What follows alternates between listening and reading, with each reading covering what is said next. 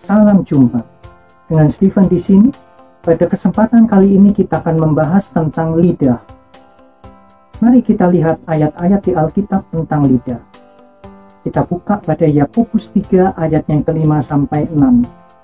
Demikian juga lidah, walaupun suatu anggota kecil dari tubuh, namun dapat memegahkan perkara-perkara yang besar. Lihatlah, betapapun kecilnya api, ia dapat membakar hutan yang besar. Lidah pun adalah api. Ia merupakan suatu dunia kejahatan dan mengambil tempat di antara anggota-anggota tubuh kita sebagai sesuatu yang dapat menodai seluruh tubuh dan menyalakan roda kehidupan kita. Sedang ia sendiri dinyalakan oleh api neraka. Oke, sekarang kita lihat sifat dari lidah. Yakobus 3 ayat yang ke-7 sampai 8. Semua jenis binatang liar, burung-burung, serta binatang-binatang menjala, dan binatang-binatang laut dapat dijinakan dan telah dijinakan oleh sifat manusia. Tapi tidak seorang pun yang berkuasa menjinakkan lidah. Ia adalah sesuatu yang buas, yang tak terkuasai, dan penuh racun yang mematikan. Sekarang, apakah yang dikeluarkan lidah? Tentunya kita semua tahu, yaitu ucapan atau perkataan. Bisa perkataan baik, bisa perkataan buruk. Oke, sekarang kita lihat nasihat Alkitab tentang lidah ini. Khotbah 5 ayat yang ke-1. Janganlah terburu-buru dengan mulutmu, dan janganlah hatimu lekas-lekas mengeluarkan perkataan di hadapan Allah. Karena Allah ada di sorga, dan engkau di bumi. Oleh sebab itu biarlah perkataanmu sedikit. Mazmur 34 ayat 14. Jagalah lidahmu terhadap yang jahat, dan bibirmu terhadap ucapan-ucapan yang menipu. Kita lihat lagi di Yakobus 1 ayat yang ke-26. Jikalau ada seorang menganggap dirinya beribadah, tetapi tidak mengekang lidahnya, ia menipu dirinya sendiri, maka sia-sialah ibadahnya. Sekarang kita ingin mengetahui bila mana ucapan buruk terlontar dari lidah. Tentunya pada saat sedang marah. Semua orang pasti pernah marah. Nah, belum pernah kan ada orang marah tapi yang keluar kata-kata yang baik. Biasanya orang dalam keadaan marah terlontarlah kata-kata yang tidak baik. Jadi sebaiknya bagaimana? Kita lihat nasihat dari Alkitab pada Mazmur 4 ayat yang ke-5. Biarlah kamu marah, tetapi jangan berbuat dosa. Berkata-katalah dalam hatimu, di tempat tidurmu, tetapi tetaplah diam. Oke, kita lihat nasihat yang kedua. Efesus 4 ayatnya yang ke-26 sampai 27. Apabila kamu menjadi marah, janganlah kamu berbuat dosa. Janganlah matahari terbenam sebelum padam amarahmu, dan janganlah beri kesempatan kepada iblis. Nah, ini artinya kalau marah jangan sampai berlarut-larut, sebab kemarahan yang berlarut-larut adalah sangat berbahaya. Oke, tentu kita masih ingat kisah tentang Raja Daud yang pada saat itu mengalami kemarahan kepada Nabal. Itu kita dapat baca pada 1 Samuel 25 ayat yang kedua sampai 39. Waktu itu Daud meminta sesuatu kepada Nabal, tetapi permintaannya ditolak, maka Daud sangat marah dan ingin membunuh Nabal.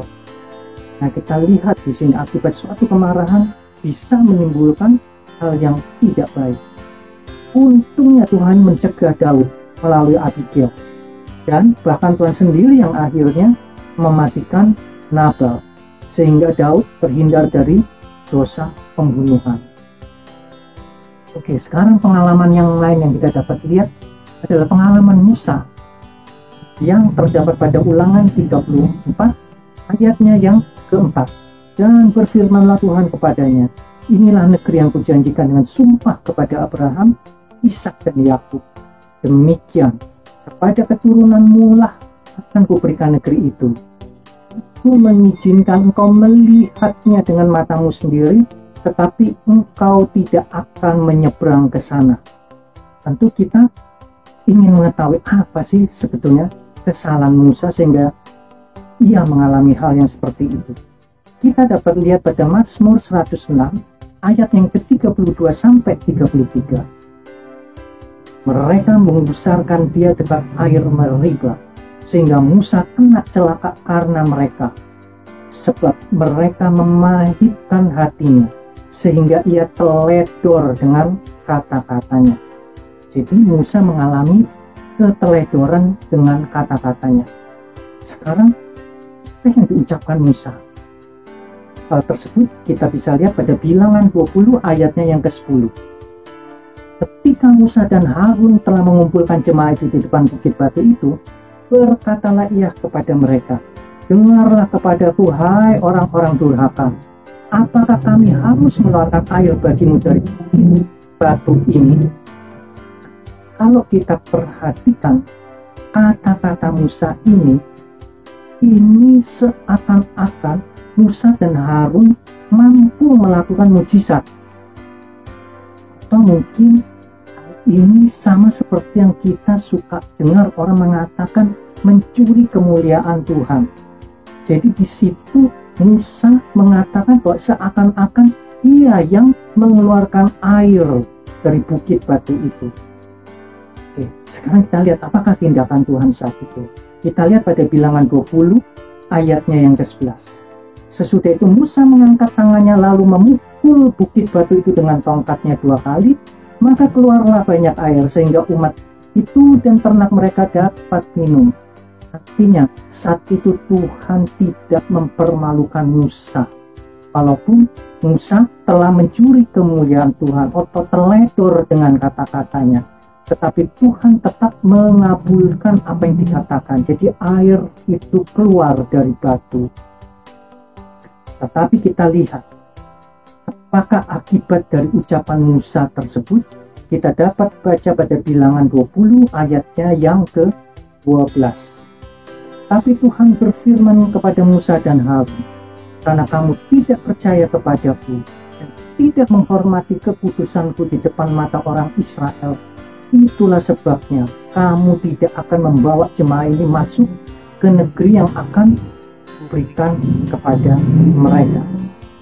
Jadi kalau kita melihat hal yang dilakukan Musa adalah cukup fatal, karena akibat dari kata-katanya itu dia tidak diizinkan memasuki negeri yang telah dijanjikan oleh Tuhan. Di sini kita dapat pelajari agar janganlah kita sembrono dan menganggap sepele dengan ucapan yang dikeluarkan. Sebagai penutup, kita dapat baca pada 1 Petrus 3 ayatnya yang ke-10. Siapa yang mau mencintai hidup dan mau melihat hari-hari baik, ia harus menjaga lidahnya terhadap yang jahat dan bibirnya terhadap ucapan-ucapan yang menipu. Demikian pembahasan kita untuk saat ini. Terima kasih. Tuhan memberkati.